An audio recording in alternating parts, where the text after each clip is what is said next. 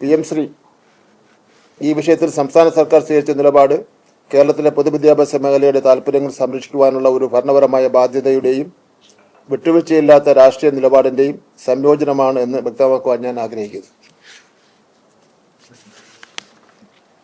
നാം വ്യക്തമാക്കിയതുപോലെ കേന്ദ്രാവിഷ്കൃത പദ്ധതികൾ വഴി സംസ്ഥാനങ്ങൾക്ക് ലഭിക്കുന്ന ഫണ്ട് കേരളത്തിന്റെ അവകാശമാണ്. അതാരുടെയും ഔദാര്യമല്ല.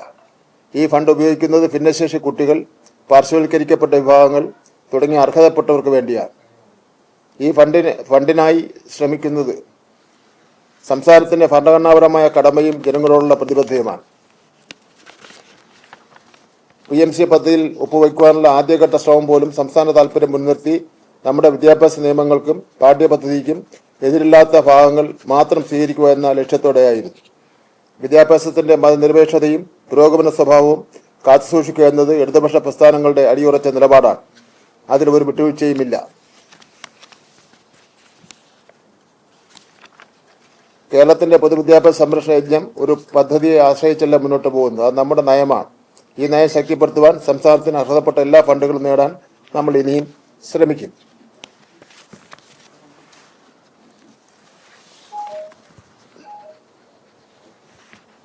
കേന്ദ്ര വിദ്യാഭ്യാസ മന്ത്രിയോട് 45 മിനിറ്റ് നേരം ചർച്ച ചെയ്തു. കേരളത്തിന്റെ ഫണ്ട് വാങ്ങിയെടുക്കുക എന്നുള്ളത് തന്നെയാണ് അതിന്റെ ലക്ഷ്യമെന്ന് പറയുന്നത്. അതിന് PMC പദ്ധതി ഫണ്ട് ഒഴികെയുള്ള കാര്യങ്ങളാണ്. PMC പദ്ധതിയുടെ കാര്യം ക്യാബിനറ്റിന്റെ തീരുമാനം കേന്ദ്രമന്ത്രിയെ ഞാൻ നേരിട്ട് അറിയിക്കുകയും ഇന്നലെ രാവിലെ തന്നെ കേന്ദ്രമന്ത്രിക്ക് കത്ത് നൽകുകയും ചെയ്തിട്ടുണ്ട്. കേന്ദ്രമന്ത്രിക്കല്ല, കേന്ദ്ര വിദ്യാഭ്യാസ മന്ത്രാലയത്തിന്. ഒരു നയം ഇടതുപക്ഷ ജനാധിപത്യ മുന്നണിക്കൊണ്ട് ആ നയം കൂടിയാലോചനയിലൂടെ പരിഹാരം കാണണമെന്നുള്ളതിലേ തീരുമാനിച്ചു.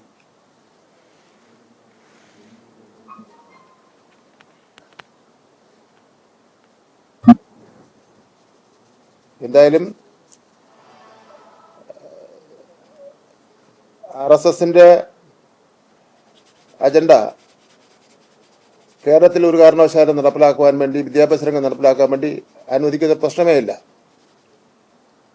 ഇടതുപക്ഷ രാഷ്ട്രീയം നന്നായി തന്നെ CPM-നും നന്നായി തന്നെ അറിയാം. ഇടതുപക്ഷ രാഷ്ട്രീയം എങ്ങനെയാണ് നടപ്പിലാക്കേണ്ടത് സംബന്ധിച്ചിടത്തോളം ഏതെങ്കിലും കേന്ദ്രങ്ങളിൽ നിന്ന് CPM പഠിക്കേണ്ട ഗതികേടൊന്നും CPM-നില്ല.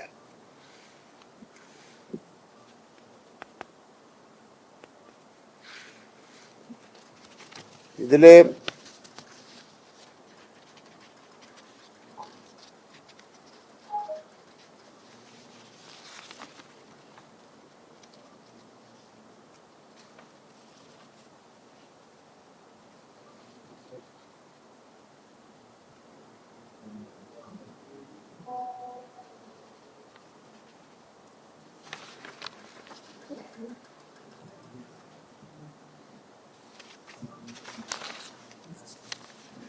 നാൽപ്പത്തഞ്ച് മിനിറ്റ് നേരം കേന്ദ്രമന്ത്രിയുമായി സംസാരിച്ചത് ഞാൻ പറഞ്ഞല്ലോ. യഥാർത്ഥത്തിൽ PMCയുടെ ഫണ്ടിനെ പറ്റിയോ അല്ലെങ്കിൽ അത് ഇംപ്ലിമെന്റ് ചെയ്യുന്നതിനെ സംബന്ധിച്ചിടത്തോളം അല്ല. SSKയ്ക്കും അതുപോലെ തന്നെ സ്റ്റാർസ് പദ്ധതി, അതുപോലെ PM ജൻമൻ പദ്ധതി, ഇത്തരം പദ്ധതികളിൽ കിട്ടുന്ന കാശ് വാങ്ങുന്നതിന് വേണ്ടിയാണ്. അപ്പൊ SSKന്ന് നമുക്ക് 92.41 കോടി രൂപ കിട്ടിയായിരുന്നു. ഇനി SSKന്ന് കിട്ടേണ്ടത് 1066.36 കോടിയാണ് കിട്ടാനുള്ളത്. സ്റ്റാർസ് പദ്ധതിയിൽ അവർ അനുവദിക്കപ്പെട്ട കാശ് 212.63 കോടിയാണ്. ഈ പട്ടികവർഗ ഹോസ്റ്റൽ നിർമ്മിക്കുന്നതിന് വേണ്ടിയൊക്കെയുള്ള PM ജൻ പദ്ധതിയിൽ 12 കോടി രൂപ കിട്ടാനുണ്ട്. അപ്പൊ അതെല്ലാം കൂടെ വാങ്ങുന്നതിന് വേണ്ടിയാണ് പോയത്. അപ്പോ പിന്നെ ഈ കത്തെല്ലാം കൊടുത്ത് നേരിട്ട് ഈ കാര്യങ്ങളെല്ലാം പറഞ്ഞ സ്ഥിതിക്ക് ഇനി ഈ കാശ് കിട്ടേണ്ട കേന്ദ്ര ഗവൺമെന്റിന് കിട്ടേണ്ട കാശ് കിട്ടുമോ എന്നുള്ള സംബന്ധിച്ചതിൽ എനിക്ക് ആശങ്കയുണ്ട്. SSKയുടെ ഫണ്ട് കിട്ടുമോ എന്ന് സംബന്ധിച്ചിടത്തോളം എനിക്ക് സംശയം ഉണ്ട്.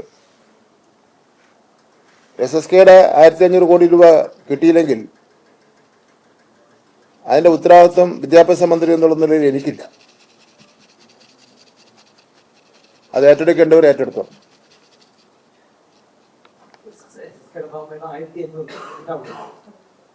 സെക്രട്ടറിയുടെ ഭാഗമായിട്ട് 1152.77 കോടിയാണ് കിട്ടേണ്ടത്.